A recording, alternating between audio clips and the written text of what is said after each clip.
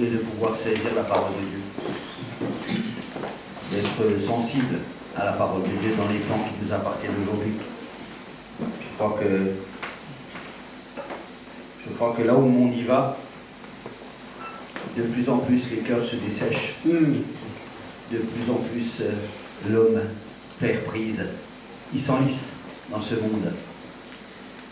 Et le Seigneur a toujours un message d'amour. Mais il a aussi un message de prévenance. Le Seigneur aussi prévient. Quand il prévient, c'est pas toujours ce qu'on attend.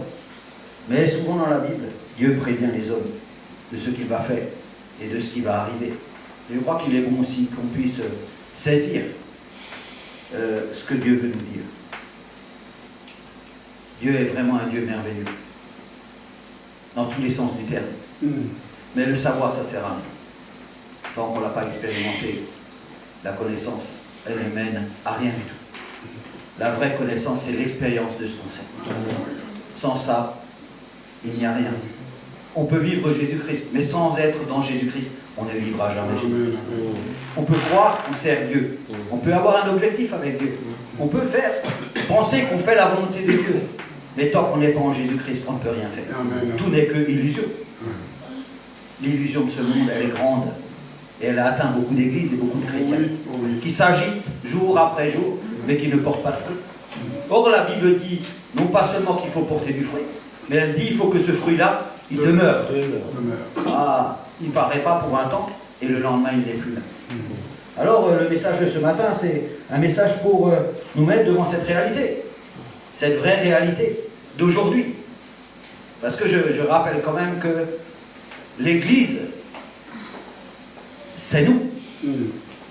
C'est le corps de Christ. C'est vraiment le corps de Christ. Je crois que on devrait tous saisir la différence qu'il y a entre en dehors du corps et être dans Christ.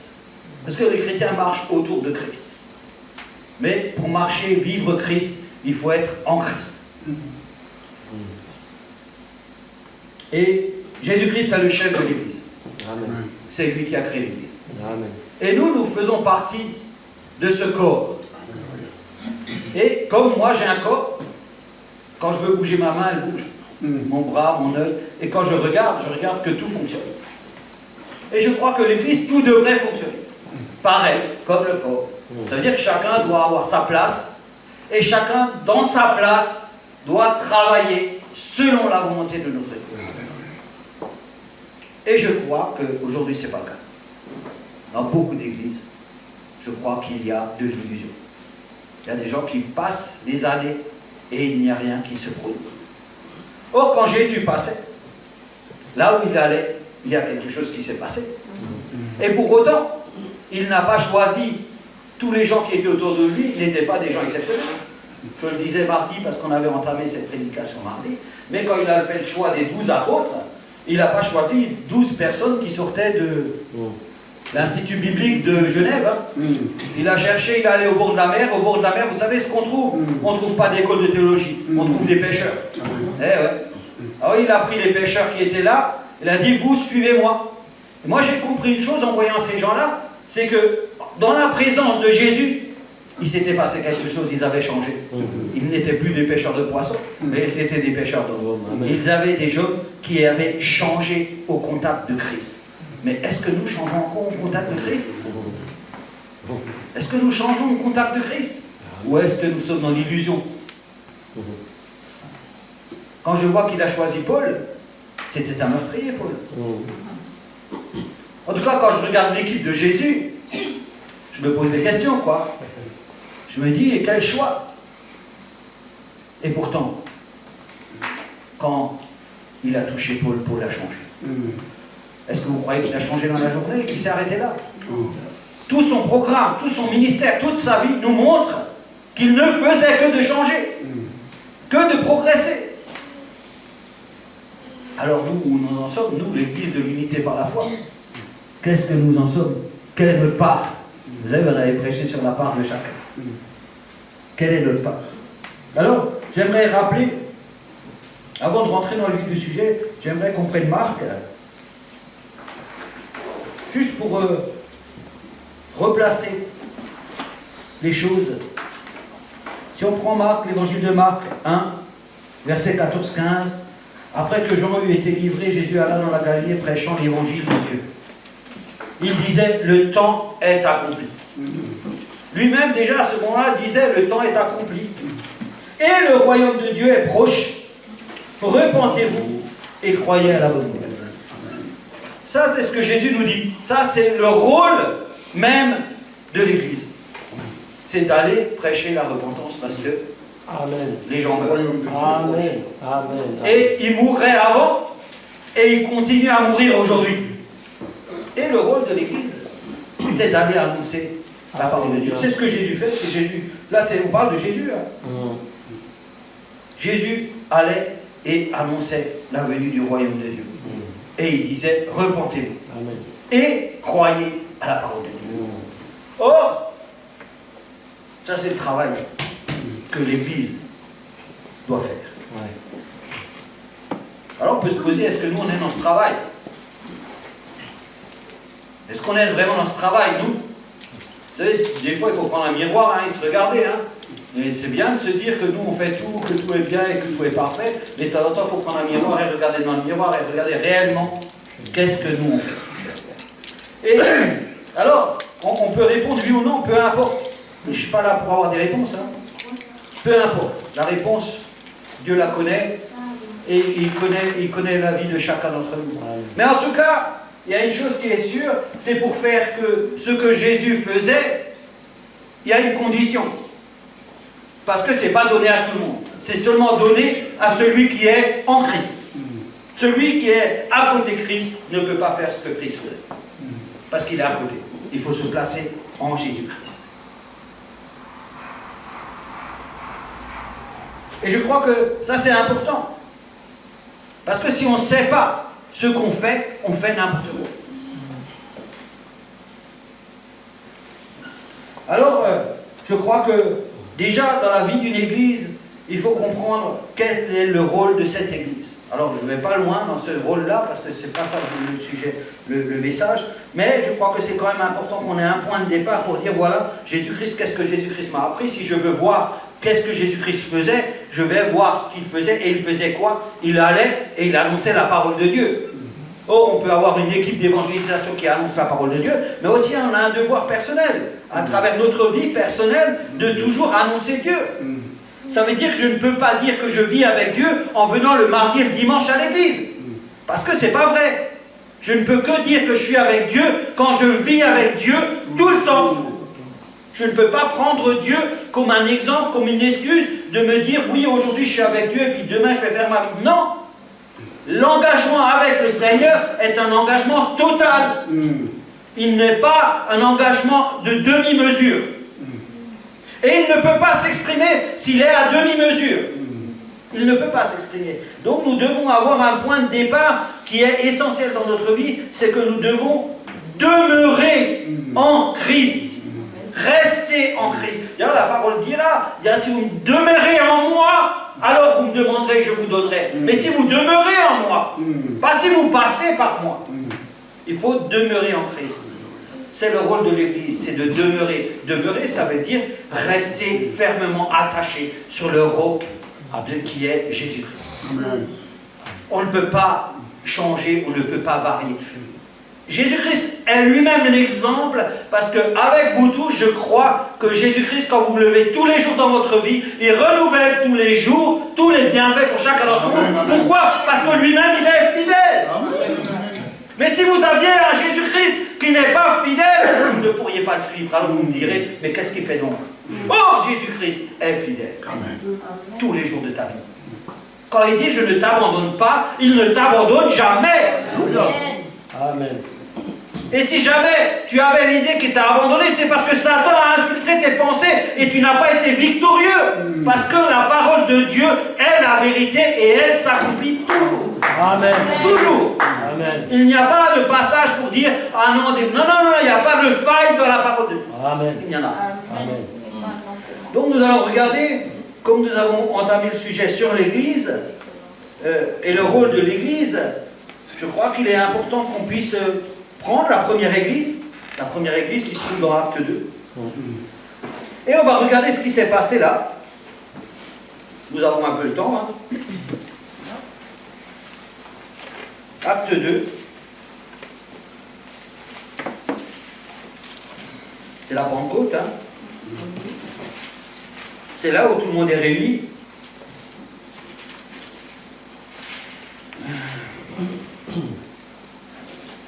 C'est là où tout le monde est réuni et c'est où l'Esprit de Dieu descend. Je ne vais pas lire tout le... On peut lire un petit peu parce que ça va nous ouvrir l'esprit. Je cherche juste le démarrage. C'était acte 1. Le jour de la Pentecôte, ils étaient tous ensemble dans le même lieu. Quel verset?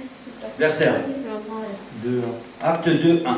Tout à coup, il vient du ciel un bruit comme celui d'un vent impétueux, et il remplit toute la maison où ils étaient assis. Des lampes semblables à des lampes de feu leur apparurent, séparées les unes des autres, et se posèrent sur chacun d'eux. Et ils furent tous remplis du Saint-Esprit.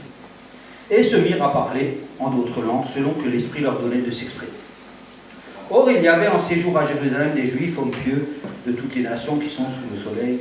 Au bruit qui a eu lieu, la multitude accourut et elle fut confondue parce que chacun les entendait parler dans sa propre langue. Ils étaient tous dans l'étonnement et la surprise, et ils se disaient les uns aux autres, voici ces gens qui parlent, ne sont-ils pas tous galiléens? Et comment les entendons dans notre propre langue, à chacun notre langue maternelle? Et là, il y a toute la liste des langues. Et ils entendaient que ce qu'ils disaient, Crétois et Arabes, comment les entendons parler dans nos langues, des merveilles de Dieu. On voit déjà que ce qui sortait de ces gens-là, ils glorifiaient Dieu. Vous devez savoir une chose, hein, c'est que l'Église de Dieu n'est pas une poubelle. L'Église de Dieu, elle est glorieuse, victorieuse et puissante. Elle n'est pas une poubelle. Il ne faut pas confondre. Nous sommes victorieux, puissants, glorieux. Parce que Christ est la tête. Or, nous sommes en Christ. Comment être en Christ et croire que l'Église, elle est de telle et telle chose? Non, non. Nous sommes une Église glorieuse, puissante et victorieuse. Amen. Dans tous les sens du terme. Et donc là, on voit que ces gens-là étaient en train de parler des merveilles de Dieu. Ils donnaient gloire à Dieu à travers toutes ces langues. Et ces gens-là étaient étonnés. Ils sont venus, ils ont vu, qu'est-ce qui se passe ici? Voilà. Et ils étaient tous dans l'étonnement et ne sachant que penser, ils se disaient les uns aux autres que dire ceci. Mais d'autres se moquaient et disaient ils sont pleins de vin. Donc on voit déjà la première attaque ici. On voit déjà qu'il y avait des gens qui étaient mal disposés et qui étaient là en train de dire voilà, ces gens-là, non, c'est pas le Saint-Esprit, mais ces gens-là, ils ont bu, ils racontent n'importe quoi. Donc on voit déjà la première attaque que subit ce moment-là. Alors Pierre, se présentant avec les 11, éleva la voix et leur parla en ces termes. Ah, je commence par cela parce qu'il est vachement beau. En fait, là, il dit, moi j'aime ça, hein, parce que... Alors Pierre se présenta. Moi, quand ça commence comme ça, je vois Pierre, pêcheur, vous voyez, pêcher le poisson tranquille, le mettre dans son filet, tout, ranger tout. Mais là, c'est plus le Pierre qui poisse du poisson, hein. C'est Pierre qui se lève et il se présente. Attention, les choses ont changé. Vous voyez, les choses sont devenues nouvelles. C'est plus les vieilles choses qui étaient là, les choses sont devenues nouvelles. Pierre est rentré dans son rôle. Il s'est levé, il s'est présenté, et personne ne parlait là. Hein. Et là, je vais vous dire quelque chose. Il n'y avait pas que des pêcheurs ici, hein. Il y avait des gens instruits. Hein. Et à plusieurs reprises, la parole dira que les gens étaient dans l'étonnement de la connaissance de Pierre et de ses apôtres, parce que la situation avait changé. Or, s'ils avaient changé cette situation pour eux, pourquoi elle ne change pas pour nous? Pourquoi nous ne changeons pas? Si eux, ils ont, au contact de Jésus-Christ, été transformés, nous devrions subir la même transformation. Or, la connaissance de la parole de Dieu fait partie de cette transformation. Donc, Pierre se lève et leur parle, hommes juifs, et vous tous qui séjournez à Jérusalem, sachez ceci et prêtez l'oreille à mes paroles. Et là, il répond, il n'annonce pas la gloire de Dieu, il répond déjà à l'attaque. Il va dire à ces hommes-là, ce que vous dites, c'est pas vrai. Il le dit là. Ces gens ne sont pas ivres, comme vous le supposez, car c'est la 3e heure du jour, mais c'est ici ce qui a été dit par le prophète Joël dans les derniers jours. Dieu dit, je répandrai mon esprit sur vous, votre chair, vos filles et vos filles prophéteront. Et la suite. Hein. Et après, il lui dit, homme israélite, écoutez ces paroles, Jésus de Nazareth, verset 22. Cet homme à qui Dieu a rendu témoignage devant vous par les miracles, les prodiges et les signes qu'il a opérés par lui au milieu de vous, comme vous le savez vous-même, cet homme, livré selon le dessein arrêté et selon la préscience de Dieu, vous l'avez crucifié, vous l'avez fait mourir par la main de Dieu, par la main des impies. Dieu l'a ressuscité et le délivrant des liens de la mort parce qu'il n'était pas possible qu'il soit retourné par elle. On passe après David et on arrive au verset 37. Et c'est là qu'on va s'arrêter un tout petit peu. Après avoir entendu ce discours, ils eurent le cœur vivement touché. Et la première chose qu'on peut constater ici, c'est que en entendant les paroles de Pierre, ces paroles-là ont eu un impact sur le cœur des gens. La première question qu'on pourrait se poser, nous tous, c'est est-ce que cette parole, quand je l'entends, comme le pasteur l'a très bien dit, elle est là encore, elle touche notre cœur. Est-ce qu'elle touche notre cœur? Ça, c'est très important. Est-ce que cette parole, elle fait encore de l'effet? Moi, je l'ai entendu parler, elle dit, moi, je suis dans la joie, voilà. Lui, il a de l'effet. Quand il est là, je comprends que cette parole fait de l'effet chez mon pasteur. Et je me demande si elle fait de l'effet chez nous dans notre cœur. Parce que ces gens-là, voyez-vous, pour qu'il y ait un effet derrière, il faut que d'abord elle touche le cœur des gens. Si elle ne touche pas le cœur des gens, on s'arrête, on plie bagage, on rentre, le culte est fini. Ça ne sert à rien. Ça ne sert à rien du tout. Ça veut dire que si ton cœur, il n'est pas disposé à recevoir la parole de Dieu, tu vas sortir, tu vas dire, ah, le prédicateur, il était nul. Hein. Et dans cette église, il n'y a pas d'esprit ça. Ah non, il n'y a rien qui s'est passé dans cette église. Hein. Mais c'est normal. Tu es peut-être rentré à 22h du matin de la discothèque, tu as dormi un peu, tu t'es pas préparé, tu es arrivé au culte pour faire un acte de présence, et là, tu espères faire la rencontre de ta vie. Non, ça ne marche pas tout à fait comme ça. Non, on doit se préparer avec Dieu. On doit demander à Dieu qu'il nous prépare cette terre pour qu'elle puisse recevoir la semence. Il faut se plier aux exigences. Dieu n'est pas ton copain. Dieu n'est pas n'importe qui. On ne prend pas Dieu quand on veut et on le pose à côté quand on ne veut pas. Non. Dieu est Dieu. Quand on vient dans la présence de Dieu, on se prépare pour être dans la présence du Dieu Tout-Puissant. On ne fait pas n'importe quoi. Or là, ces gens-là, après avoir entendu ce discours, ils eurent le cœur vivement touché et ils dirent à Pierre et aux autres apôtres, oh frère, que ferons-nous? Amen. Waouh. Bonne question. Là, on voit qu'ils ont été touchés. Pourquoi?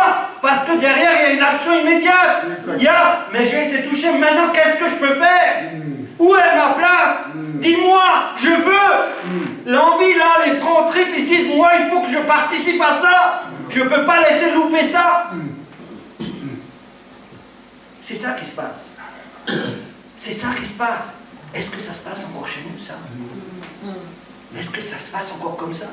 Est-ce qu'il y a des gens qui courent ici pour dire où est ma place, où je vais faire quelque chose dans cette église? Qu'est-ce que je pourrais bien faire?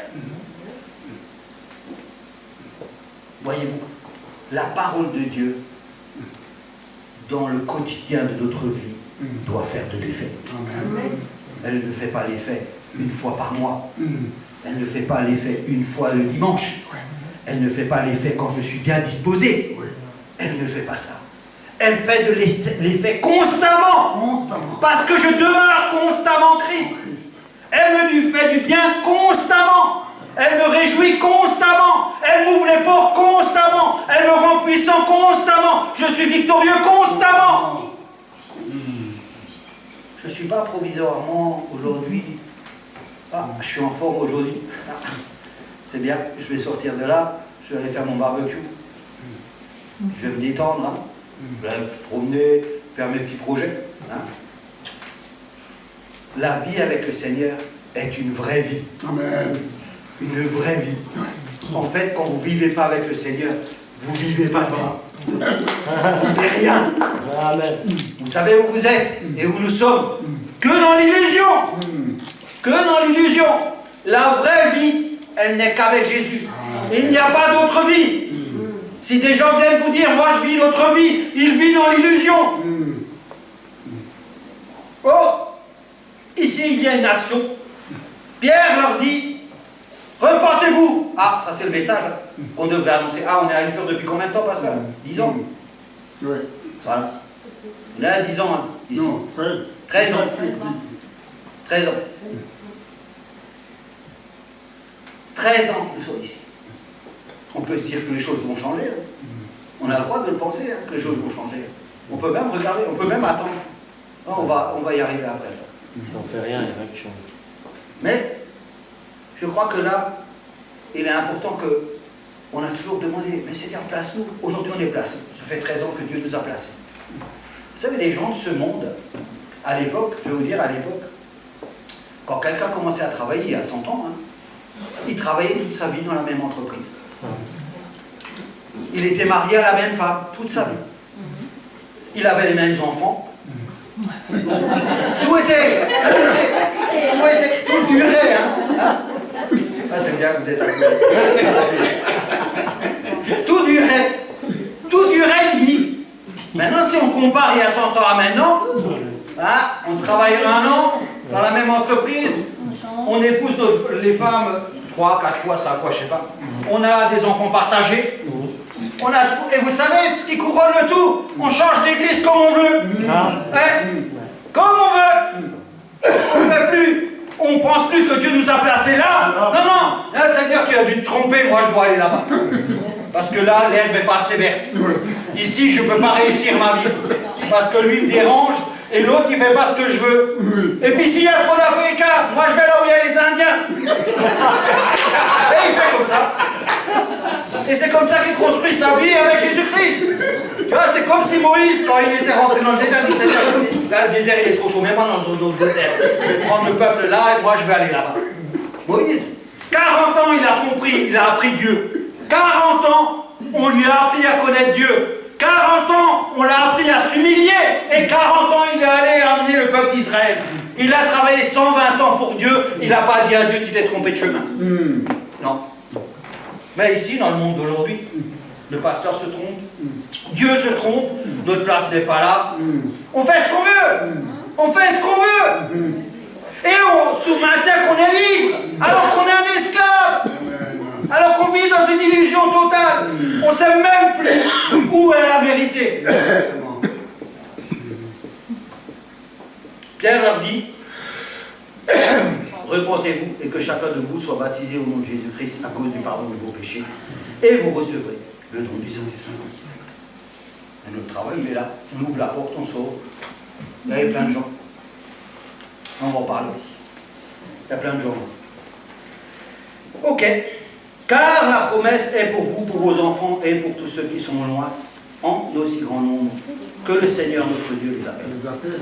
Et par plusieurs autres paroles, il les conjurait, les exhortait, disant, sauvez-vous de cette génération perverse. Vous voyez que déjà, à cette époque-là, c'était déjà une catastrophe. On n'a rien inventé. Ceux qui acceptèrent sa parole furent baptisés, et en ce jour-là, le nombre des disciples augmenta d'environ 3000 âmes. Ils persévéraient dans l'enseignement des apôtres, et c'est là que ça commence. Et c'est là que l'image de l'Église, elle apparaît, dans toute sa splendeur, dans sa grandeur, dans ce que devrait être l'Église. C'est ça l'image de l'Église. C'est tous ceux qui acceptèrent furent baptisés. Tous ceux qui acceptèrent. Il n'y avait pas tout le monde là. Il n'y avait pas tout le monde là. Tous ceux qui acceptèrent. Tous ceux qui avaient été touchés par Dieu, ils ont accepté Jésus.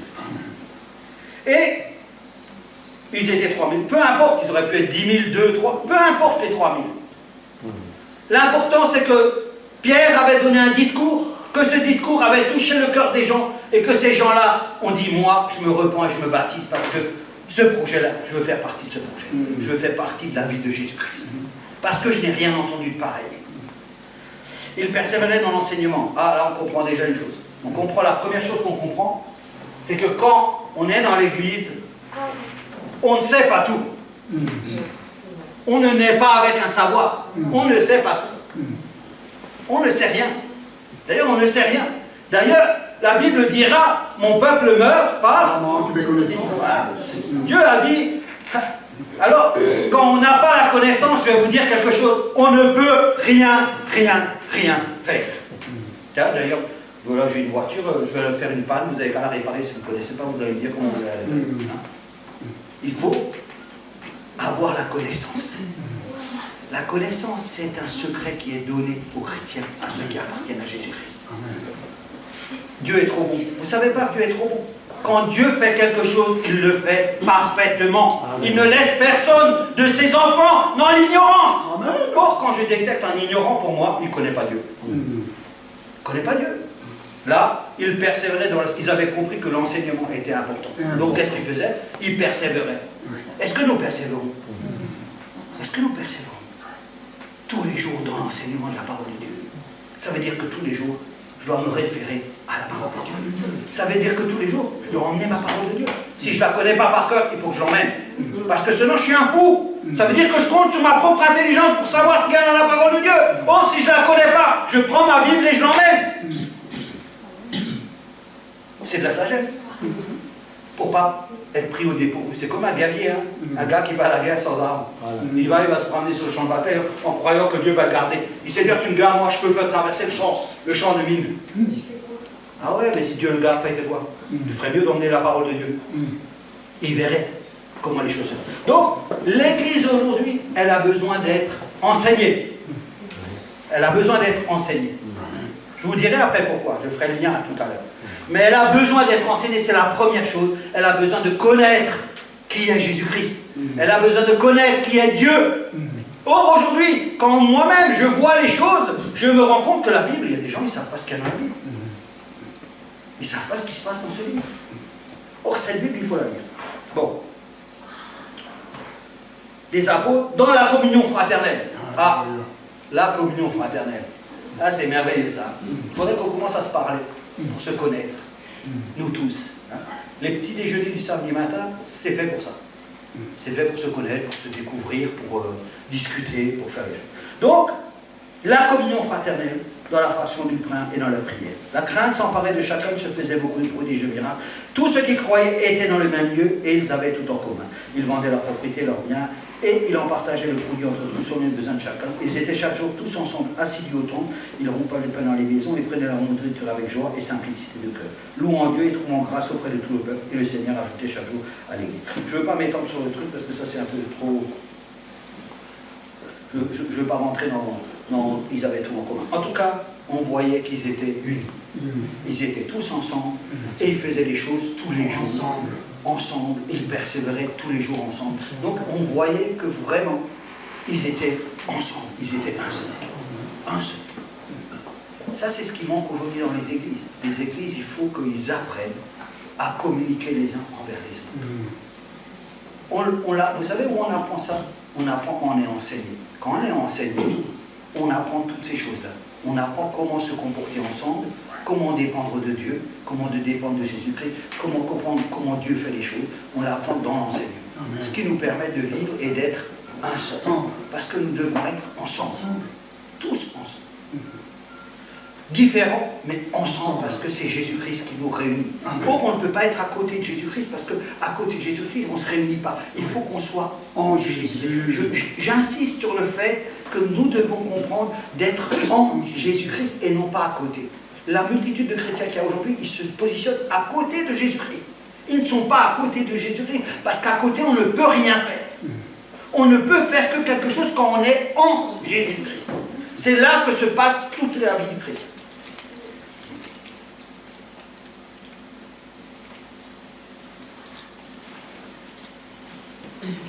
Donc on voit que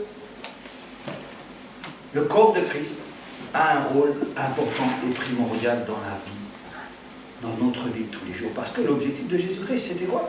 Il est venu mourir et donner sa vie pour sauver ceux qui étaient perdus. Et c'est devenu l'objectif de l'Église. Voyez-vous, dans l'Église, il y a un chef. Le chef, lui, il n'a pas changé d'avis. Jésus-Christ ne s'est pas remis en question en disant, bah écoute, maintenant que je suis mort, on n'a plus besoin de sauver les gens. Non, non. L'objectif de Jésus-Christ est le même qu'il y a 2000 ans. Il est toujours là pour sauver ceux qui est perdu. Donc si lui, Christ, est le chef de l'Église, ça veut dire que tout le corps, il a le même objectif que Jésus-Christ. Il n'en a pas un autre. Il peut apparaître sous des formes multiples, mais l'objectif reste le même.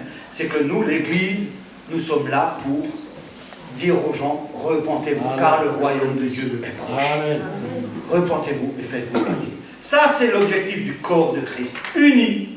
Alors, il y aura un jour un noir, un jour un blanc, un vert, il dira ceci, cela, mais on sera tous coordonnés parce qu'on est tous en Christ. Jésus-Christ. D'accord? Parce qu'on ne peut pas être coordonné en dehors de Christ. On ne peut que être coordonné quand on est tous ensemble en Christ. Parce que c'est un seul esprit qui donne une multitude de versions à chacun. Mais nous ne pouvons pas être dissociés. Lui dit c'est bleu et moi je dis c'est vert, ça ne va pas. Ça veut dire que l'Esprit de Dieu il n'est pas là. Et si lui dit c'est vert et moi je dis c'est vert, ça veut dire qu'on est conduit par le même esprit. Parce qu'on va dans le même sens. On est peut-être différents, mais on va dans le même sens. Et ça, c'est ce que l'Église, aujourd'hui, devrait trouver son rôle pleinement. Et on voit dans cette Église que cette parole aussi, non seulement elle est enseignée, ils sont tous ensemble, mais quand elle est enseignée, ça découle sur le fait qu'ils la mettent en pratique, cette parole. Ça veut dire, ils entendent qu'il faut être ensemble, qu'il faut rompre le pain, qu'il faut faire un certain nombre de choses. Ils entendent qu'il faut tout vendre, ils entendent qu'ils doivent mettre tout en commun, ils se donnent les uns, ils ne regardent plus. Vous voyez que dans cette église, les gens ne se regardent plus eux-mêmes. Ils regardent toujours à Christ, parce que tout ce qu'ils font, ils le font pour Christ. Amen. Ils ne le font pas pour mon voisin là-bas. Ah non, non, lui, si je vends ma maison, lui, il embête. Non, non, je ne vais pas faire ça. J'ai pris le texte comme ça. Mais ils ont compris que tout se retrouve en Christ. Et quand on regarde à Christ, chacun, on fait tout ce qu'il y a dans la parole de Dieu, parce qu'on ne regarde plus aux autres. Les autres ne sont pas notre référence. Notre référence à nous, ce n'est pas l'autre. Parce que je vous lirai un texte tout à l'heure. Ce n'est pas l'autre. L'autre, il ne vaut rien. L'autre, il existe parce qu'il est en Christ. Sans Christ, il n'est rien. Nous sommes tous rien. Mais nous avons de la valeur quand nous sommes en Christ. Or, pour qu'on puisse faire les choses, combien de gens, et vous le savez vous-même, combien de choses ne fonctionnent pas parce qu'on regarde à l'autre. Dès qu'on regarde à l'autre, on ne peut plus aller lui parler. Dès qu'on regarde à l'autre, il y a des choses qu'on ne peut plus faire. Mais quand on regarde à Christ, là on peut faire. Si on regarde nous-mêmes, là on ne sortira jamais du feu. Mais si on regarde à Christ, on sortira. C'est toujours là le problème qui est là. Donc, on a bien vu que ils obéissent à la parole, ils se soumettent à cette parole. Il faut apprendre à se soumettre à la parole de Dieu. Il faut apprendre à se soumettre à la parole de Dieu. Les gens sont trop orgueilleux, ils pensent avoir la science infuse. Ils pensent tout connaître, ils pensent tout savoir, ils connaissent toutes les directions. Il faut être soumis à la parole de Dieu et attendre Dieu. Dieu n'a pas le même rythme que nous. Il est dans l'éternité. Nous ne sommes pas dans l'éternité. Dieu prend son rythme parce qu'il est le maître du temps et des circonstances. Il peut prendre le rythme qu'il veut. C'est à nous de plier le genou, c'est à nous de nous rabaisser, c'est à nous de capituler si nous voulons rester en Christ. Donc, ils veulent apprendre et ils mettent la parole en pratique. Alors, le deuxième point important, si ce n'est le plus important, une fois que l'Église a compris son rôle et que cette Église, elle est unie, et elle partage cette vision de l'Église qui nous est proposée ici, elle a bien entendu ce rôle à jouer d'aller chercher ceux qui sont perdus. Alors si je veux aller à Ilfur chercher 30 personnes, qu'est-ce qu'il faut que je fasse? Je prends des petits exemples, je l'ai un peu modifié. Si je veux aller chercher 30 personnes là-bas, qu'est-ce que je dois faire? Ou à 10 km, peut-être pas à côté, à 10 km. Qu'est-ce que vous pensez qu'il faudrait faire s'il y avait 30 personnes à chercher qui n'ont pas de voiture? Qu'est-ce qu'il faudrait faire? Un minibus? Il faut acheter un minibus? Non, chacun va chercher quelqu'un. Chacun va chercher quelqu'un? Ouais. Et si on n'est que 12? On fait plusieurs voyages. Voilà, Bon, ben c'est bien, c'est une façon de voir les choses. Soit on va chacun chercher quelqu'un, soit on va chercher un minibus et on va faire la tournée des minibus. Mais si chacun cherche quelqu'un, il doit déjà faire un effort. Voilà. Il doit déjà faire un effort. Il doit se dire, je vais chercher quelqu'un. Il dit, il faut qu'il soit à l'heure, il faut qu'il fasse l'effort, il faut qu'il cherche, il faut qu'il ramène. Donc, ça lui demande un investissement. Hein? Mais si on achète un bus, c'est pareil. Il faut avoir de l'argent, aller acheter le bus, il faut qu'il y ait un chauffeur. Le chauffeur part, il va chercher quelqu'un, il le ramène. C'est pareil. Ça veut dire qu'à un moment donné, ce qu'on veut dire à travers ce message, c'est qu'à un moment donné, quand on se met en action, il faut des moyens. On est bien d'accord? Si on n'a pas le moyen, si aujourd'hui je prends le téléphone, on est 2 à la réunion, ouais, on est 40, on veut venir, on va répondre aux gens, écoutez, vous ne pouvez pas venir parce qu'on n'a pas les moyens. Je suis désolé, on va avoir les moyens, quand on aura les moyens, vous pourrez venir. Ça veut dire qu'une église qui n'a pas les moyens, c'est une église qui n'a rien. Voilà. Ou alors, c'est une église fantaisiste qui pense que Dieu va les faire venir tout seul. Vous savez, il y a des gens qui sont dans la fantaisie. Hein. Ils prennent Dieu pour... ils pensent que Dieu va faire venir 40 personnes à pied, là. Ils partent à 7 h du matin, ils viennent ici. Ouais. Les gens, ouais, non, de toute façon, si Dieu veut les sauver, de toute façon, ils seront sauvés. Hein? Qu'est-ce que toi, tu peux y faire? Si Dieu veut qu'ils soient sauvés, ben, ils seront sauvés. Reste assis sur la chaise, Dieu va les sauver. Non, non, non, non. Ça, c'est l'ignorance. Hein. Vous savez, quand on est dans l'ignorance, on croit des choses comme ça. C'est pas vrai. Ça veut dire que l'Église, quand elle veut commencer à mettre en œuvre la parole de Dieu, il faut qu'elle s'organise pour la mettre en œuvre. Parce qu'on est en 2020. Il faut s'organiser. Ça veut dire qu'il faut qu'il y ait une caisse où je peux prendre de l'argent pour faire quelque chose. Il faut que j'ai quelqu'un que j'appelle, sur qui je puisse compter. Et il faut que j'ai une assemblée qui soit disponible à aller faire la volonté de Dieu. Amen. Il faut que j'ai une école, garderie. Tiens, ils arrivent, ces 40 personnes, ils ont 20 gosses, on les met où? Il faut qu'il y ait des gens prêts hein, pour... Hein? Amen. Il faut que tout soit prêt. Alors Dieu, lui, se promène, hein. Des fois il se promène, Dieu sur la terre, c'est marqué dans la Bible. Ouais. Il fait un tour, il regarde, et alors il passe sur une furque comme ça, vite fait, il regarde, il dit, ah, ceux-là, ils sont pas encore prêts. Ceux-là, je ne sais pas si on peut envoyer du monde là, parce que j'ai pas vu des gens debout, ils sont tous assis. Il n'y a pas de garderie, il n'y a pas de voiture, ah, les caisses là-bas sont vides, ah, il va falloir entendre, et Dieu continue son chemin. Hein? Pourtant, Jésus a dit, tout est accompli. C'est lui qui a dit. Jésus a dit, mais tout est accompli. Mais nous, on se promène avec un sac. Vous savez, le sac de l'illusion. Ça veut dire le sac où on croit qu'on a tout dedans, mais il n'y a rien. Et quand on ouvre le sac pour faire quelque chose, on va chercher rien. Et vous savez quoi? Avec rien, il n'y a rien qui se passe. C'est comme ça. Ça, c'est la vie. Ça, c'est la vraie vérité que je vous dis. Pour faire quelque chose, il faut avoir quelque chose. Mais surtout, il faut avoir la volonté. La première chose, c'est le désir. Parce que quand le désir, tu l'as, c'est bizarre. Hein? Là, je vous rappelle ça. T'as un mec, il n'a pas de rond. Hein. Moi, je connais des gens comme ça, ils n'ont pas un rond, ils habitent à la ZUP et tout, et un jour, tu arrives et ils ont une BM ou la dernière voiture qui vient de sortir à 50 000 €. Et vous savez comment elle est arrivée, cette BM? Vous savez comment elle arrive, les voitures, comment elles arrivent? Il faut conduire. Hein? Pour aller au garage, il faut payer le prix, te mettre dedans et tu peux la garer chez toi. Mais c'est bizarre parce que quand le cœur, il est attiré, les moyens arrivent. Je me demande comment on fait. Comment on arrive à faire ça? Ah ouais, vous croyez pas, hein? Moi je vous dis la vérité. Hein. Quand le cœur est attiré, ça veut dire là où est ton trésor, hein? Là aussi est ton cœur. Hein? Mais quand le cœur il est attiré, alors là les BM ils arrivent, ou les, je sais pas quel, peu importe. Mais là ils arrivent tout de suite. Vous savez, nous on sort les poubelles à la ZUP. Toutes les ZUP du Grand Est, on sort les poubelles. Et quand on sort les poubelles, on fait des découvertes. On passe dans les quartiers les plus pourris, les plus pourris. Vous imaginez pas les voitures qu'il y a? Ah, vous imaginez pas? Et quand vous faites les poubelles, hein, vous imaginez pas la largeur du téléviseur? Parce qu'il y a le carton dans la poubelle. Il fait 2,50 m sur 1,20 m. Ah ouais. Mais comme le cœur a des désirs, il accomplit les désirs du cœur. Or, si notre cœur est attiré par Jésus-Christ, qu'est-ce qu'on fait? Qu'est-ce qu'il nous fait d'abord?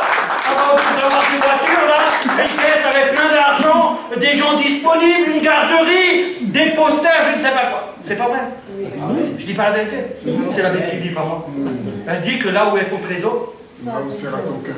Là aussi est ton cœur.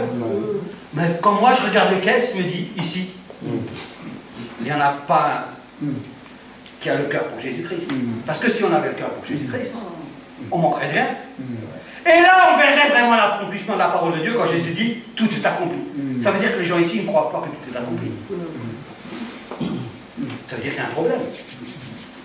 Ça veut dire que dans nos églises, aujourd'hui, on s'est immobilisé nous-mêmes. Parce que notre attirance, elle est dans le monde, et pas là où nos cœurs voudraient. Et on peut pleurer. Aujourd'hui, on devrait pleurer. De voir une situation terrible. On est tous là. Mais est-ce que le désir est assez fort? Alors là, on peut prendre l'exemple sur le meurtrier de Paul. Hein. Lui, Paul, c'est un exemple. Parce que lui, il court. Il sait qu'il n'a pas atteint le but, mais il court pour l'atteindre. Mais nous, qu'est-ce qu'on fait? On est en train de faire quoi depuis 13 ans? Bon, on est en train de dire, Seigneur, si tu veux en sauver, il y en a une fure, vas-y. Il ne manquerait plus que le Seigneur en sauve une centaine, là, et qu'il nous les envoie, qu'est-ce qu'on ferait? Qu'est-ce qu'on ferait? On est prêts? Est-ce qu'on est enseignés tous pour suivre un converti? Combien de gens ici ont été baptisés, convertis, ne sont plus là? On ne sait même pas ce qu'ils sont devenus. Mais est-ce que ça nous a préoccupés à l'instant? Est-ce que ça fait partie de nos préoccupations? Mais préparer les vacances, ça fait partie de nos préoccupations. D'avoir une belle voiture, ça c'est nos préoccupations. D'avoir les dernières baskets à la mode, ça c'est une préoccupation. De manger dans le plus beau restaurant de nous, ça c'est nos préoccupations. Mais celui qui a été converti, il y en a un qui s'est converti il n'y a pas longtemps. Je le vois déjà pas. Je le vois pas. Ah ouais, il y a des gens qui sont convertis chez nous. Il est où? Quelqu'un l'a appelé? Quelqu'un est allé le chercher? Quelqu'un a fait quelque chose? Je n'accuse pas, je parle moi-même compris. Je veux juste découvrir le message, je n'inclus personne. Mais les choses dans la vraie réalité, une fois, pour qu'on s'en préoccupe, pour qu'on comprenne que les belles paroles, ça ne sert à rien. La Bible dit, arrêtez d'écouter la parole de Dieu, commencez à la mettre en pratique. Ça veut dire qu'aujourd'hui, le rôle de l'Église, il ne s'accomplit pas. Il y a beaucoup d'églises, il y a des grandes églises. Moi, j'ai lu des prospectus sur les églises aux États-Unis qui deviennent grandes. C'est pas important, il faut sauver les gens. L'important, c'est qu'ils meublent. Vous savez, quand vous avez une église de 100 000 personnes, combien de gars ils sont debout pour s'occuper des 100 000 personnes? J'aimerais bien voir ça. C'est la bataille du nombre. Vous savez, plus il y a de monde, mieux c'est. Ça remplit l'église, ça fait bien. Hein. Si ici il y aurait 100 personnes, ça serait bien. C'est sympa. Hein. Je suis sûr qu'on serait plus content de venir. Ah, il y a 100 personnes, ça vaut le coup. Hein. Mais si tu viens ici à 100 personnes et l'esprit n'est pas là, ça ne sert à rien. C'est 100 personnes perdues. C'est 100 personnes, il n'y a rien. Vaut mieux y en avoir 2 avec l'esprit que 100 avec rien du tout. Hein. Mais je suis sûr que, vous êtes d'accord avec moi, hein, on serait content de l'apportage, de voir un tel, ils sont tous là. Mais nous ne devons pas nous préoccuper de ces choses-là. Ça, c'est pour les gens qui vivent dans ce monde. Notre préoccupation à nous, c'est de faire la volonté de Jésus-Christ. Amen. C'est ça qu'on devrait être sensible. Je ne sais pas si on est encore sensible à cette vision. Parce que nous tous, nous avons trop de préoccupations. Et nous le voyons. Moi, je vous dis la vérité. Je dis la vérité. Nous voyons que nos préoccupations, ce n'est pas notre Seigneur. Alors quand je dis nous, on devrait pleurer, mais moi, je connais quelqu'un qui pleure tous les jours sur cette situation. Mais, pour autant, on n'a pas changé. Hein. Seigneur, je suis malade, tu ne veux pas me guérir? Seigneur, si... Et vous voyez Jésus-Christ, lui, c'est là où vous voyez toute la bonté de Christ. Parce que, malgré toute notre ignorance, notre bêtise, lui, il ne change jamais. Il reste toujours fidèle. Quand tu l'appelles, il vient. Mais quand lui t'appelle, qu'est-ce que tu fais? Quand il te dit, écoute, ici c'est ta place, tu dois rester là. Et que tu t'en vas ailleurs. Quand il te dit, il faut faire les choses ici, les mettre en œuvre pour que demain, je puisse envoyer des gens. Parce que dans cette église, tant qu'on ne se mettra pas nous en place, personne ne traversera cette porte. Et toujours est-il que quand elle traversait pour ces gens, est-ce qu'on a préparé les moyens de s'occuper de tous ces gens qui vont être sauvés? Est-ce que nous croyons assez à la parole de Dieu pour dire, Dieu envoie quelqu'un, il va être sauvé? Ou est-ce qu'on vit dans l'illusion? Alors, dans l'église, il y a plein de gens. Hein. Il y a beaucoup de gens dans l'église. Hein. Dans l'église, il y a l'ignorance. L'ignorance, elle empêche le travail. Elle empêche que cette parole s'accomplisse. Vous savez, quand Jésus dit, je vous ai dit, quand j'ai commencé le message, je vous ai dit que Jésus a dit que tout était accompli. Est-ce que Jésus est un menteur? Non. Non. La parole de Dieu est la vérité. Si Jésus dit que tout est accompli, ça veut dire que nous sommes en mesure de tout faire. Et d'avoir la victoire dans tout ce que nous faisons. Et d'avoir la puissance dans tout ce que nous faisons. Amen. Non. Dieu l'a dit. Maintenant, qu'est-ce qu'on fait? L'ignorance, quand on ne vient pas au culte écouter le message, quand on ne vient pas à l'enseignement écouter, ça veut dire qu'on veut rester dans l'ignorance. Ça veut dire qu'il y a des choses plus importantes dans notre vie. C'est le mardi qu'on est deux, au lieu d'être toute l'église. Ça veut dire que le mardi, il y a quelque chose qui fait que les gens, ils ont autre chose à faire. Ils sont en relâche, ils disent ah, je vais déjà le dimanche, le mardi, soit cool. Mais moi je vous dis la vérité, c'est la vérité, ça c'est la vraie vérité. Il y a la télé, il y a le match de foot, je ne sais pas en été ce qu'il y a, mais en tout cas, là, quand on vit avec Jésus-Christ, on se consacre à Jésus-Christ. On se consacre. Ça ne veut pas dire qu'on ne peut pas regarder la télé. Ça ne veut pas dire qu'on ne peut pas faire ceci ou cela. Ça veut dire que la priorité, c'est Jésus-Christ. Qu'on est en Jésus-Christ ou pas, on roule en voiture, non. On a un travail, on mange, on part en vacances. Il y a ceux qui sont en Jésus-Christ qui le font, et il y a ceux qui sont en dehors de Jésus-Christ qui le font aussi. Donc on n'est pas privé. Jésus-Christ, ce n'est pas une privation, c'est une libération. C'est pas la même chose. Donc, il y a les ignorants, il y a les paresseux, parce que eux, les paresseux, ils sont là. Ils viennent le dimanche, ils croisent le pied, disent moi je fais partie du groupe, je serai sauvé. Hein. Quand il ira devant le trône de Dieu, Dieu lui dira mais qu'est-ce que tu as fait mon ami? Ah mais tu sais j'étais dans le groupe, j'étais assis derrière, mais j'étais dans le groupe, hein. Je venais le samedi et dimanche. Hein. Je ne peux pas m'écarter du groupe, on était le banc ensemble. Le Seigneur lui dira mais toi je te connais pas. Je te connais pas toi. Je t'ai pas vu dans le groupe. Hein. C'est comme ça que ça se passe là. Et il y a les gens qui ont peur. Ah, c'est là, ils ont peur. Moi, je faisais à l'époque partie des gens qui avaient peur. Hein? Les gens qui ont peur de sortir, dire ah, puis je vais lui dire là-bas, Jésus-Christ a sauvé, il va rigoler le mec. T'as vu où on est installé? On est près du garage, là-bas, le garage tout pourri, là. Tu vois, on est là-bas. Bah, vous n'avez pas les moyens là-bas. Vous avez vu l'église catholique qu'on a Ifurt là? Hein, c'est une église. Vous êtes rien. La peur hein, qui paralyse. La peur qui paralyse, la peur qui fait. Mais Jésus a vraiment dit qu'il va être sauvé. Oh, je ne suis pas sûr, je vais peut-être envoyer Daniel d'abord, moi j'ai rendu. Hein? Et puis il y a la fantaisie, hein? Ceux qui croient que Jésus va tout faire. Il y a ceux qui sont dans la... Ouais, mais si Dieu veut délivrer des gens, il n'a qu'à les délivrer. Hein? Pas de problème, il n'a qu'à envoyer son esprit, ils seront sauvés, ils viennent tout seuls. Hein? Ils apprennent tout seuls. Hein? Alors c'est l'histoire du bébé, vous connaissez l'histoire du bébé, hein? Je l'ai dit mardi. L'histoire du bébé. Tout le monde a eu un bébé. Tout le monde sait ce que c'est d'avoir un enfant. Est-ce que quelqu'un parmi vous, je me trompe, hein, il a eu un enfant par erreur? Non, personne n'a eu un enfant par erreur. Ça me rassure parce que j'avais pas d'alternative. Ça veut dire que tout le monde a eu des enfants parce qu'il les désirait. C'est vrai, hein? Vrai.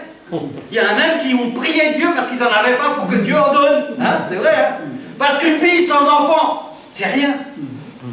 Une vie sans enfant, un enfant c'est quelque chose d'exceptionnel parce qu'on apprend. Hein? Et alors arrive enfin le moment où cet enfant arrive au monde. Hein? Le jour magnifique, merveilleux, il y en a qui vont encore le découvrir hein, parce que tout le monde n'a pas eu d'enfant. Et là, bien avant que ce jour, parce qu'aujourd'hui, hein, vous savez quoi, on arrive à lire l'avenir. On va chez Géco, il dit ah, ça sera pour le 15 mars. Hein, c'est vrai, hein, on ne trompe pas. Ça sera une petite fille pour le 15 mars. Tout est classé, les hommes, c'est parfait, tout est bien. Et la maman, elle part avec le papa. Ouais, c'est une bonne nouvelle, notre enfant il est en bonne santé, ça sera un petit garçon comme on voulait. Hein? Et là, c'est parti. Hein? On sort le portefeuille, hein, parce que là, le cœur parle. Hein? On va acheter le berceau bleu, le truc qui va bien, les petits jouets, les chaussures, tout. On prépare tout. Et là, on prépare un truc énorme. Hein? On ouvre la porte de la chambre, on détapisse, on la met en bleu, tout, la fenêtre, le parfum. Enfin, quand le bébé arrive, il n'est jamais arrivé dans si bonnes conditions. Tout est prêt. Même si on a une voiture 3 places, on achète une 4 places pour le bébé avec le petit machin qui va t'aider. Ah, c'est vrai, pas vrai? J'ai tort? Non, c'est comme ça qu'on fait. Ça, c'est quand un bébé arrive. Ce bébé qu'on a tellement désiré. Hein? Ça, c'est l'image du chrétien. Hein? L'image du chrétien. Le nouveau-né, vous savez, on appelle le nouveau-né l'évangéliste. Quand tu vas toucher le cœur, là, on a l'impression que quand il a accepté Jésus-Christ, la science lui est tombée et il est fini. Non, mais il connaît rien. Hein? Il connaît, même quand il a 50 ans, il connaît rien. C'est encore pire, parce qu'il a tout ce qu'il a appris qui est faux, qu'il faut lui enlever. Ouais. C'est encore pire. Donc on peut comparer un nouveau-né à un nouveau converti, parce que nous, hein, Daniel, le mardi, on prie, Seigneur, sauve les gens, sauve les gens. Mais sauf quand les gens ils arrivent, bah, est-ce qu'on a tout préparé? Est-ce qu'on a tout préparé? Ouais. Est-ce qu'on a tout préparé? Non, on n'a rien préparé. Ou on a tout préparé? Non. Il faudrait peut-être préparer. Vous savez quoi? Il y a une histoire, hein, j'ai entendu dire à plusieurs reprises aux États-Unis, il y avait une sécheresse, hein, et il y avait plein d'agriculteurs, ils se réunissaient avec des évangéliques du patelin, et ils priaient, Seigneur, fais pleuvoir. Et un jour, il y en a un qui a emmené sa fille, 8 ans, hein, et elle emmène un parapluie avec. Elle emmène le parapluie avec, et son père lui dit, mais pourquoi tu emmènes le parapluie? Parce qu'on va prier pour qu'il va pleuvoir. Ils sont allés prier, il a plu. Mais la seule qui a cru, c'est elle. Mais elle a emmené le parapluie parce qu'elle croyait qu'il allait pleuvoir. Mais nous, on prie que les nouveaux-nés arrivent. Mais est-ce qu'on prépare parce qu'ils vont arriver, hein? Parce que notre prière, elle ne sert à rien. Si nous-mêmes, on commence à prier pour un truc qu'on ne croit pas, on n'a pas besoin de venir le mardi, on reste tous à la maison. C'est du temps perdu, hein. Et donc, on voit bien que dans les deux cas, il faut préparer l'arrivée. Hein? Il faut préparer l'arrivée pour que quand la chose se passe, on puisse s'occuper de ces gens-là. Parce que notre rôle, c'est d'aller les chercher, mais aussi de les affermir, puisque le fruit doit demeurer. Donc il faut que le fruit demeure tout le temps. Donc on doit le prendre en main. Alors les femmes, ils ont plus d'expérience que moi, parce que moi, j'ai pas d'expérience dans ce monde-là. Mais un bébé, quand il arrive au monde, hein, il n'est pas toujours sympa. Hein. Il fait ce qu'il veut, il pleure, il mange, il crie, il faut le changer. Il y a plein de trucs qui ne vont pas, quoi. Quand il ne dort pas la nuit, il faut se lever. Enfin, un gosse, autant on l'aime quand il arrive, autant quand il envahit l'espace, là, il gonfle des fois. Quoi, parce qu'il est fatigué. Enfin, il y a des trucs qui se passent, non? C'est pas comme ça que ça se passe. Vous avez déjà eu des enfants, ils dorment tout de suite, ils mangent tout, ils disent rien, ils disent ouais. C'est pas comme ça. Un nouveau-né, c'est pareil. Exactement pareil. Il n'écoute pas toujours, il n'est pas toujours là. Un nouveau-né chrétien, c'est exactement pareil qu'un bébé. Il faut en prendre soin, parce qu'il n'est pas toujours d'accord, parce qu'il n'est pas toujours content, parce qu'il y a ça et ça, et c'est exactement pareil. Vous voyez? Donc il faut se préparer à ça. Ça veut dire qu'il faut avoir la connaissance, hein? Il faut avoir la patience, il faut avoir la fidélité, il faut avoir l'amour qui couvre tout, il faut avoir la paix, il faut avoir la joie, parce qu'on doit lui communiquer tout ça. Mais lui, il ne le sait pas au départ. Lui, il vient, il est révolté, il ne connaissait pas Dieu, un jour il connaît Dieu, et voilà que la vie change, mais il est venu avec ses vieilles habitudes, peut-être il boit 2 litres de vin, peut-être je ne sais pas ce qu'il fait, mais il faut avoir la patience. On n'est pas apte à prendre en charge comme ça un nouveau-né. Alors moi, quand mes filles sont arrivées, je n'étais pas apte à les prendre en charge. Heureusement que j'avais une femme qui s'en occupait. Et donc, ça c'est la vraie image. Maintenant, on va plus loin. Est-ce qu'il vous est déjà arrivé, quand vous avez eu vos enfants, ou quand on a un bébé, de le prendre, de poser sur l'étagère et de partir à la maison? Ça vous est déjà arrivé? Personne. Et si on le posait sur l'étagère et on partait à la maison, quel est l'avenir de ce bébé? Il va mourir. Parce qu'il ne peut pas vivre tout seul, il n'est pas autonome. Ben, un nouveau converti, c'est pareil. S'il arrive et il accepte Jésus-Christ et on le pose sur la chaise, vous savez son avenir c'est quoi? La mort. Parce que personne ne s'est occupé de lui. C'est exactement pareil. Or, personne ne laisse un bébé sur l'étagère. Personne ne devrait laisser un converti sur un banc tout seul. Personne. Est-ce qu'on est tous aptes à s'en occuper? On devrait. Vous savez pourquoi? Parce qu'on devrait suivre les enseignements pour s'occuper de lui. Vous croyez que c'est réservé à une élite? Ah, c'est réservé au pasteur. Le pasteur, c'est son job. Il va visiter les veuves, il va visiter les orphelins, il va visiter les purs, il s'occupe des nouveaux convertis, il travaille, il s'occupe de sa femme, ses enfants. Il fait tout le pasteur. Tous les autres, nous sommes des spectateurs. D'ailleurs, on va tirer un 4x3 et regarde le film. C'est ça, non? Voilà, ça veut dire que chacun doit connaître sa place dans l'église. Sa place. Et doit être formé pour tenir sa place. Amen. Parce que le manque de connaissance tue le peuple. Exactement. Or, si tu as la connaissance, tu es victorieux. Oh, oui. Si tu as la connaissance, tu es puissant. Si tu as la connaissance, tu vas réussir. Eh oui. Eh oui. Ça, c'est la vraie réalité de la vie. Donc, je crois que nous devons nous remettre en question par rapport à ça.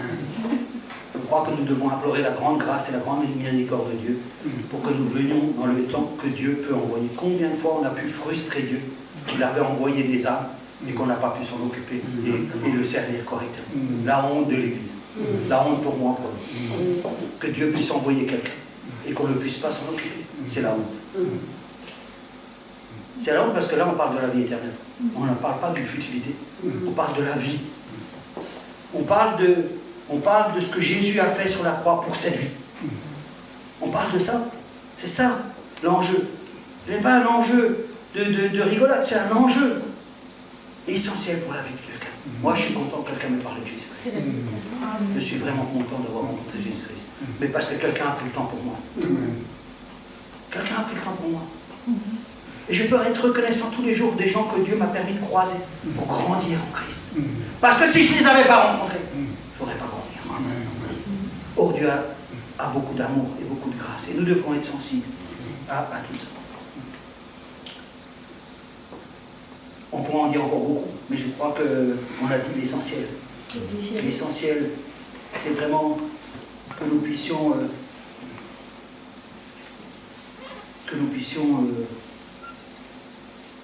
être prêts, parce que n'oubliez pas la parole de Dieu. Aujourd'hui, nous devrions comprendre un point principal dans ce message que Dieu nous adresse, c'est la sensibilité de notre cœur. Si nous n'avons pas cette sensibilité, il faut qu'on plie les genoux et qu'on capitule devant Dieu pour que Dieu renouvelle cette grande grâce, pour que nous soyons sensibles à sa parole. Parce que si nous ne sommes pas sensibles à sa parole, on ne peut rien faire. Ça veut dire qu'on est déjà sur le chemin de la perdition. Il faut que nous soyons sensibles à la parole de Dieu. Tout ce que je vais vous dire aujourd'hui, personne ne peut le faire. Il n'y a que Jésus qui peut le faire. Ne vous commencez pas à faire plein de choses vous-même, vous n'aurez aucune réussite. Il faut se confier en Jésus-Christ.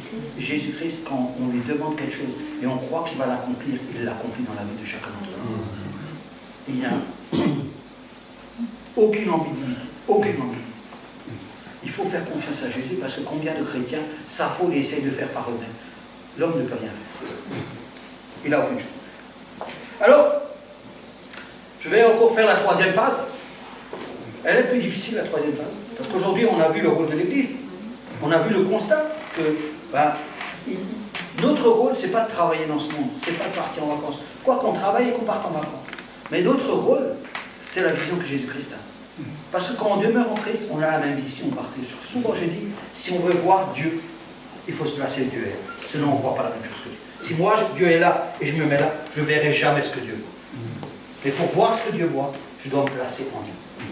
C'est la seule position où on peut partager la vision de Christ. Il faut être en Jésus-Christ. Donc on a vu que aujourd'hui, quand je dis aujourd'hui, je suis sérieux, je parle d'aujourd'hui. Il faut que cette Église elle s'organise et qu'elle soit prête. Parce que Dieu va faire des choses. Pas parce que moi je le dis. Moi je n'ai rien à dire. Je dis juste que nous devons être prêts. Parce que quand Jésus-Christ va le faire, il faut mieux être prêt. Et se préparer, c'est aimer Christ. Parce qu'on partage la vision de Christ. C'est démontrer son amour pour Christ et sa soumission à Christ. C'est-à-dire que les gens doivent se lever dans cette église, comme eux, et doivent venir voir le pasteur et dire, voilà, moi je veux participer à cette vie d'église. Parce que le corps, tout le monde est important. Dans ce corps, tout le monde doit travailler. Tout le monde a le devoir. Moi je ne passe pas par Dieu est amour, Dieu vous aime, la pommade c'est fini, la pommade c'est bien pour un temps. Il n'y a pas de pommade. Pas de pommade. Tu es au bénéfice de la vie éternelle avec Dieu. Tu ne mérites rien, tu as été sauvé par grâce, et que tu travailles ou que tu ne travailles pas, tu ne mériteras pas plus. Mais parce que tu as été sauvé, tu fais l'œuvre de Dieu. Ce n'est pas une question de mériter ou de avoir. Non, moi je ne demande rien à Dieu parce que je prêche. Je ne demande rien à Dieu parce que je vais là-bas, Seigneur, tu vois, je suis allé à Ilfurt, maintenant, tu ne pourrais pas me trouver une plus belle voiture que j'ai. Non, j'ai besoin de rien. Dieu a tout fait pour moi. Il termine. Donc, il faut bien prendre cette mesure qu'il faut arrêter de vivre dans l'illusion. Parce que quand on regarde l'Église aujourd'hui et qu'on voit comment elle vit, on la voit vivre dans l'illusion. On ne la voit pas s'attendre à ce que Dieu fasse quelque chose. On la voit dans le contentement de soi-même. Ça, c'est pas bien. C'est pas notre vision. Nous sommes une Église vivante parce que Dieu vit. Amen. Pas une Église morte. Pas une Église morte qui chante des louanges et qui fait des prédications pour meubler la salle. On n'en a pas besoin. Ça ne sert à rien. Si nous sommes là pour parler, c'est pour que les gens grandissent, entendent la parole de Dieu, et qu'ils puissent s'accomplir dans les gens que Dieu envoie. ces gens que Dieu envoie, ils doivent rester dans cette église. Oh oui. Vous avez déjà vu un nouveau-né quitter la maison au bout de 2 mois, 2 ans, il dit, ah, écoute, hein, maintenant que tu m'as sevré, que je suis bien, à 5 ans par exemple, ou 7 ans, hein, il va voir son père et dit, écoute-toi, moi je préfère la famille là-bas, elle est mieux, hein. Elle est mieux que je te quitte, hein. Je reviendrai une autre fois et je vais dans la famille là-bas. Vous avez déjà vu ça? Non, non. Un enfant, il reste dans la maison, hein. Il reste dans la maison, hein. Ah, oui, oui. Quand il part, vous savez ce qu'il fait, l'enfant? Il va voir son père, il dit, écoute, j'ai rencontré une femme, là, je vais me marier, je vais habiter là, faire ceci, cela. Voilà, comme ça, on part. Mais il part pas comme ça du jour au lendemain en disant, ah tiens, la famille à côté, t'as vu, elle a disparu, nous on a dit, macadam, je vais aller. Écoute, on se verra à travers la fenêtre, après coup, hein. Mais tu sais, rassure-toi, c'est Dieu qui m'a envoyé, il m'a parlé cette nuit. Dieu lui parle jamais, mais un jour qu'il veut partir, Dieu lui parle. Vous croyez que Dieu parle à n'importe qui? Oh. Non, ça. Ah oui. C'est vraiment sérieux. Je crois que c'est important qu'on puisse se remettre en question et qu'on puisse se voir ça. Donc, on va regarder un peu plus loin et je vais terminer. On va prendre Apocalypse 3, verset 14. Camille, elle va trouver. Plus vite que moi, écrit à l'ange de l'église de Laodicée, voici ce que dit l'Amen, le témoin fidèle et véritable, le principe de la création de Dieu. Continuons. C'est tout le chapitre. Hein. Je connais tes œuvres. Je connais tes œuvres, je sais que tu n'es ni froid ni bouillant, fils tu es froid ni bouillant. Ainsi parce que tu es tiède et que tu n'es ni froid ni bouillant, je te vomirai de ma bouche. Ça c'est notre avenir. Il est là, notre avenir. Là, il n'y a pas photo. Vous savez, la Bible dit qu'on ne peut pas servir 2 maîtres. Peut-être c'est de la rigolade pour vous, hein, mais c'est très sérieux ça. Mais là, il est en train d'expliquer que quand on est tiède, Dieu va nous rejeter. Ça veut dire qu'on devrait veiller tous les jours à être du bon côté. Hein? Parce qu'on ne peut pas se balader un jour je suis dans l'église, et un jour je vis dans le monde, et un jour je fais ci, et un jour je fais ça. Je parle en premier pour moi. Moi aussi j'ai des choses à changer dans ma vie encore. Bien entendu. Mais nous devons nous y atteler et pas laisser les choses prendre le dessus. Alors j'ai voulu prendre ce passage pour nous rendre attentifs que les choses de notre assemblée, c'est la chose la plus importante de notre vie, c'est Jésus-Christ. C'est notre vie. Il faut que nous soyons attachés. Tout ce que nous faisons ici, et je n'en parle pas aujourd'hui, mais tout ce que nous faisons ici, Dieu nous fait des promesses merveilleuses pour l'avenir, qui vont s'accomplir dans notre vie. Aujourd'hui, qu'est-ce qu'il y a dans le monde? Franchement, quand vous regardez le monde, vous avez juste envie de pleurer, quoi. C'est de pire en pire. De pire en pire. Et aujourd'hui, Jésus nous a libérés de ce monde. Il nous a sauvés. Aujourd'hui, nous faisons partie de sa vie. Et nous avons un projet. C'est pas que nous sommes abandonnés là. Nous avons un projet commun avec Dieu. Il nous a emmenés dans son projet.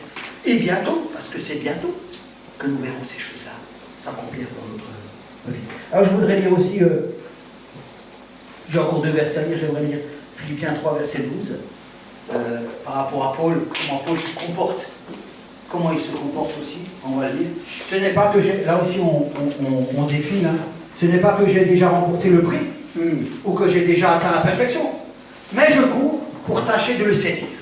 Ça c'est l'exemple que nous devons faire. Puisque moi aussi, j'ai été saisi par Jésus-Christ. C'est un super verset. Continue. Frère, je ne pense pas l'avoir saisi. Mais je fais une chose, oubliant ce qui est en arrière. Oubliant ce qui est en arrière. C'est-à-dire, notre vie, c'est aujourd'hui, là. Tout ce qui est passé, c'est fini. Amen. On a classé cette affaire, c'est pas grave. Et me portant vers ce qui est en avant. Continue.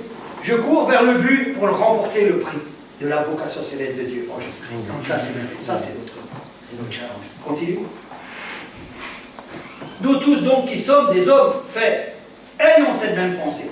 Et si vous êtes en quelque point dans notre avis, il nous éclairera aussi là-dessus. Continuons encore, je vais encore dire.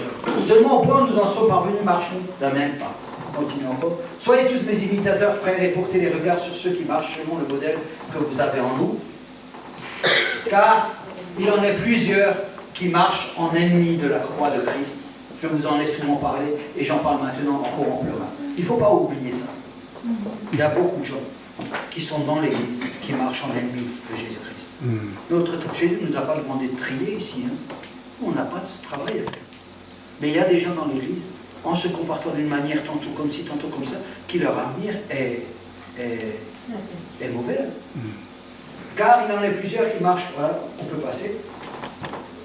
Leur fin sera la perdition, ils ont pour Dieu leur ventre, ils mettent leur gloire dans ce qui est fait, leur honte, et ils ne pensent qu'aux choses de la terre. Et ils ne pensent qu'aux choses de la terre. Je vais rester juste là. Et ils le pensent. Parce que leur avenir, c'est ce qu'il y a dans le monde. Continue. Mais nous sommes citoyens des cieux, d'où nous attendons aussi comme sauveur le Seigneur Jésus-Christ, qui transformera le corps de notre humiliation en le rendant semblable au corps de sa gloire par le pouvoir qu'il a de s'assujettir toutes choses. Amen. On va rester là. C'était juste pour faire ça. Et on va terminer par Apocalypse 1, verset 7. Je ne vais pas lire. Vous pourrez lire, je vous donnerai un verset qui est un chapitre qu'il faut vraiment lire. Voici, il vient avec les nuées, et tout œil le verra, même ceux qui l'ont percé, et toutes les tribus de la terre se lamenteront à cause de lui. Oui, amen. Ce verset, je l'ai pris parce que Jésus-Christ va revenir. C'est sûr et certain. Jésus-Christ va revenir. Il est à la porte aujourd'hui. Pas que nous devions courir, pas que nous devions nous inquiéter. Mais, vous savez, à cette époque-là, quand la parole de Dieu, on voyait les gens vivre, ils s'attendaient à ce que le royaume de Dieu soit immédiat. Et ils avaient cette conviction que les choses allaient se passer rapidement. Et dans le temps qui s'est passé, la foi s'est perdue. Pour ça que Dieu dira, quand je reviendrai, est-ce que je trouverai la foi? Parce que de plus en plus, le monde va à sa perdition. Et de plus en plus, les chrétiens sont aspirés par la terre. Voilà. Et je crois que ça, c'est très important, d'en prendre conscience. D'en prendre conscience. L'inquiétude ne sert à rien. Il ne faut pas s'inquiéter. Mais vaut mieux toujours tout remettre à Jésus-Christ. Dans la vie, on n'a pas besoin de s'inquiéter. L'inquiétude ne rapporte pas l'argent, elle ne tue pas, elle ne fait rien. Elle sert juste à amener le désordre dans la vie. Je crois que ce qui est important, c'est toujours d'être confiant en Jésus-Christ. Moi, si je suis inquiet, je dis Seigneur, je me confie en toi et j'abandonne mon inquiétude entre tes mains. Et c'est comme ça que je vis chaque jour. Vous savez, la vie avec Christ, elle ne s'expérimente qu'à la seconde. Tout le temps. Parce que sans Christ, on ne peut pas avancer. Et vous imaginez pas, peut-être, je ne sais pas comment vous vivez, mais moi, elle prend place dans tout ce que je fais dans ma journée. Il n'y a pas quelque chose où il est en dehors. Il n'y a pas quelque chose où je le mets de côté. Il n'y a pas quelque chose. Et des fois, je lui dis, mais moi, je ne sais pas. Il ne me répond pas. Le lendemain, je dis, je ne sais pas. Et puis, je persévère. Ou quand je fais quelque chose, je dis, Seigneur, mais là, j'arrive pas à le faire. Ou je suis incapable. Et je dis, prends la relève. Et je me confie, j'oublie, je me confie en Dieu. Je ne me dis pas, non, moi, je suis capable. Alors, je veux juste lire le Ésaïe 2, 22, tu n'as pas besoin de l'afficher. Cessez de vous confier en l'homme dans les narines duquel il n'y a aucun souffle. De quelle valeur est-il? Arrêtez de vous confier en vous-même. Arrêtez de vous confier en vous-même. C'est une pierre d'achoppement, c'est un blocage. Il faut se confier en Jésus-Christ. Et alors, pour cette semaine, vous allez lire Ésaïe 58, tout le chapitre. Vous le lisez comme il faut, vous le relisez 2, 3 fois, 4 fois, jusqu'à ce que vous ayez compris qu'est-ce qu'il y a dedans. Dans ce chapitre, Ésaïe 58, on parle de vous. On parle de moi. On parle de mes agissements. On parle de vos agissements. On parle de la vérité comme on est. C'est un miroir. Cette semaine, prenez le temps, lisez Ésaïe 58, et vous verrez toute la bonté, toute la grâce de Dieu. Parce que de prévenir son peuple, Dieu a toujours prévenu son peuple. Vous savez pourquoi? Pas pour le maltraiter, mais pour le libérer, pour le sauver, pour lui donner une solution, pour être là quand il fallait. En tout cas, je crois que tous vos enfants, vous en occupez bien, et je vous félicite. Et je crois que les enfants de Dieu aussi méritent qu'on puisse vraiment s'en occuper et d'être à la disposition de notre Seigneur. Que le Seigneur vous bénisse, qu'il bénisse cette semaine et que nous puissions vraiment être centrés.